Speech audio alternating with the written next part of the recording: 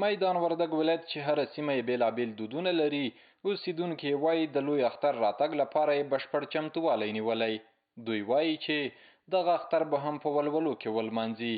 اختر ته موږ څه چمتووالی نیولی دی، لکه د کالیو بارکي او نور ډېر خوشحاله یو چې کالي مولي هر شی هم کړي دي، ترتیب ورته نیولی دی پوره. موږ خپله داسې ملګري وګرځو، میله وکړو چې لاړ شو، او د نور هغه چې دي دغه ځوانان چې دغه کرکټ کوي اوس یاره ملګري ته خو ورځو، چکر هم داسې وي، میلې کوو، داسې چې چېرې ملګری وي، دوست وي، استاد هم وي، د هغه پوښتنه کوو، هغه ته ورځو، د هغو سره ناسته ولاړه کوو. د دغه ولایت بازارونه په ځانګړې توګه د وچو میوو بازار د اختر په شپو او ورځو کې ځانګړی رنګ پیدا کوي. هټیوال وایي چې روان کال د میوو قیمتونه د تیر اختر په پرتله نور هم کم شوي.